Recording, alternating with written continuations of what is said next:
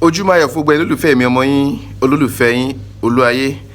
Ẹ ṣàtún pé kókó báyìí lágogo máa ń dún dùgbẹ̀dùgbẹ̀ la máa ń gbóhùn akèrègbè atare kì í di tiẹ̀ láàbọ̀. Ọdọọdún làárọ̀ gbogbo ọdọọdún làárọ̀ mo bì tuntun lórí àtẹ láṣẹ Ìdùmarè.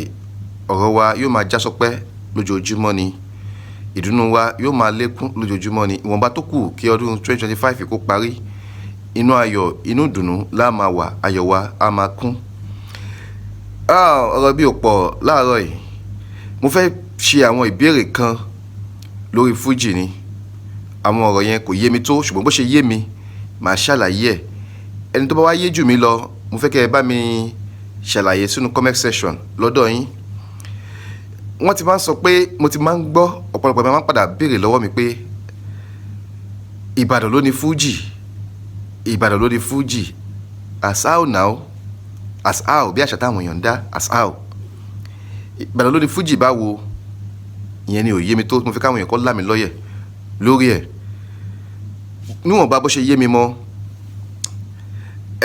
eré Fuji mi ò dispute fact pé Alhaji late Dr. Sikiru Ayinde Barrister ni wọ́n dá Fuji ilẹ̀. Ìyẹn kọ́ ni mo bá wá o.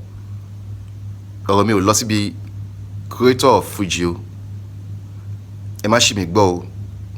Ní tí mo bá wá ni pé ọ̀rọ̀ pé Ìbàdàn ló ní Fuji, Ìbàdàn ló ní Fuji, Ìbàdàn ló ní Fuji, ṣé bẹ́ẹ̀ ni ṣé bẹ́ẹ̀ kọ́? Ní ìwòye tọ̀dọ̀ mi bẹ́ẹ̀ kọ́. Lóòótọ́ lady Dr. Sikiru Ayinde Barrister náà ló dá Fuji ilẹ̀, ṣùgbọ́n ṣé ìgbà tí wọ́n máa dá Fuji yẹn lẹ̀, ṣé Ìbàdàn ni Dr. Sikiru Ayinde Barrister wà ní? Irọ́, wọ́n lè jọmọ Ìbàdàn ṣùgbọ́n Ìbàdàn kan náà wà nígbà tó máa dá Fuji ilẹ̀. In fact, fún bí ọdún 5-10 tí Sikiru Ayinde Barrister tó ń kọrin látàyè Ajísàrè Ajíwéré kó tó wá dorí Fuji, Èkó ni wọ́n wà. Ìgbà tó máa yí Ajísàrè Ajíwéré padà sí Fuji, Èkó ni wọ́n wà, pàápàá jùlọ Agége lẹ́kọ̀ọ́ bí tí ìyá wọn ń gbé ní pápá Ṣàfà l'Ágége.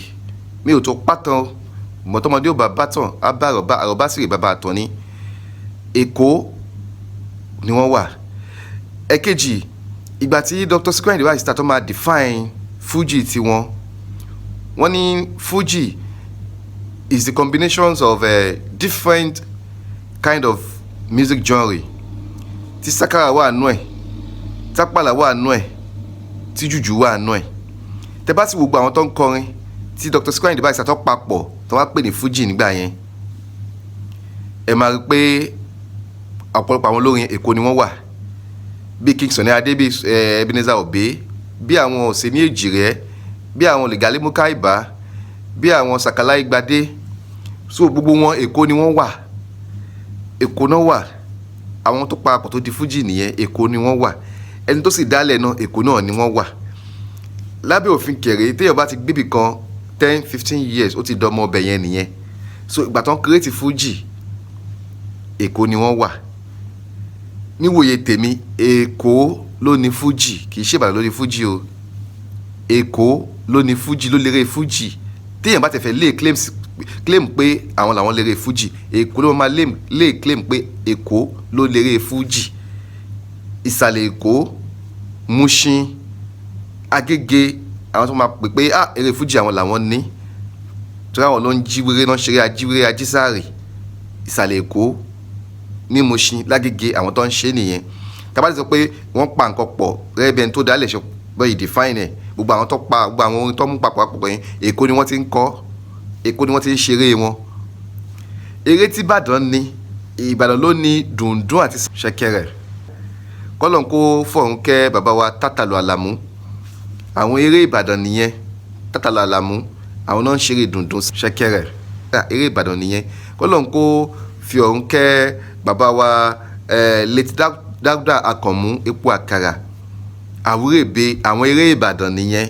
Ìbàdàn ló láwúrèbe lóní dùndún àti sákárà. Ìbàdàn ló ní, wọn ò lè bá wọn jà sí yẹn. Ṣùgbọ́n eré Fuji, Èkó ló wà entitled láti lay claim pé àwọn làwọn lérè Fuji, kì í ṣe Ìbàdàn o.